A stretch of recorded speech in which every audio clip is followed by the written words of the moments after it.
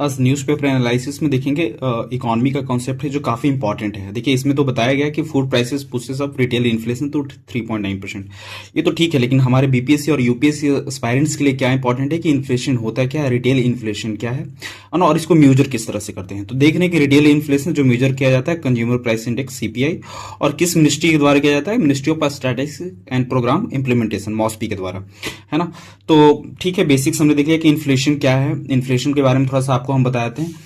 Inflation देखिएगा, देखिए पहले तो इन्फ्लेशन होता है क्या कि ओवर पीरियड ऑफ टाइम जो प्रोडक्ट के प्राइस बढ़ते हैं उसको हम इन्फ्लेशन कहते हैं। तो इन्फ्लेशन इंडिया में मेजर किस तरह से किए जाते हैं, किस लेवल पे, देखिए एक पीपीपीआई, एक नया अभी लेटेस्ट आया है प्रोड्यूसर प्राइस इंडेक्स के। प्रोड्यूसर के लेवल पे जब हम चेक करते हैं इन्फ्लेशन को तो प्रोड्यूसर प्राइस इंडेक्स बोलते हैं। जब होलसेल लेवल पे करते हैं तो उसको डब्ल्यूपीआई यानी कि होलसेल प्राइस इंडेक्स बोलते हैं, और रिटेलर के लेवल पे, और रिटेलर के लेवल पे ही सीपीआई को हम लोग करते हैं, जैसे रिटेलर में जैसे कंज्यूमर वगैरह हो गया। और यही जो आपका है, आपका रिटेल इन्फ्लेशन कहलाता है। जो सीपीआई आपका रिटेलर वाला पार्ट है इसी को बोलते हैं हम लोग, तो रिटेल इन्फ्लेशन बोलते हैं।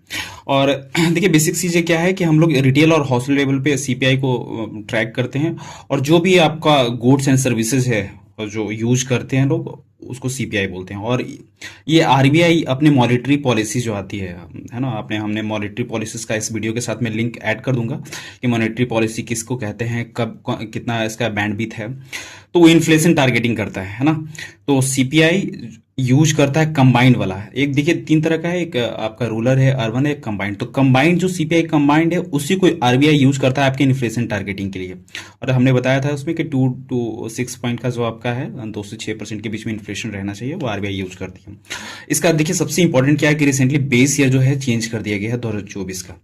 आप लोग को कमेंट सेक्शन में बताना है सर कि डब्ल्यूपीआई का अभी बेस ईयर क्या है ना। ये तो काफी इंपॉर्टेंट है। जीडीपी का भी बेस ईयर चेंज हुआ है, और हमने एक अक्टूबर वाले मंथ में बनाया था भी था। देखिए इसमें एक चीजें और है आपको हम दिखाना चाहेंगे कि कोर इन्फ्लेशन को लेकर है, कि कोर इन्फ्लेशन और हेडलाइन इन्फ्लेशन को इन्होंने डिफरेंशिएट किया कि कैलकुलेटेड विदाउट कंसिडरिंग फूड और फूड को। तो देखिए कोर इन्फ्लेशन है कि यानी कि हेडलाइन इन्फ्लेशन में से आप जो वोलेटाइल प्रोडक्ट है, फूड जो एनर्जी है, उसको आप माइनस कर देते हैं तो आपका कोर इन्फ्लेशन आ जाता है। तो हेडलाइन और कोर इन्फ्लेशन में आप लोग इस चीज का ध्यान रखिएगा, हेडलाइन में वोलेटाइल है और कोर इन्फ्लेशन में वोलेटाइल को हम लोग एक्सक्लूड कर देते हैं। मॉस्पी वगैरह जो निकालती है इस चीज को देख लीजिएगा।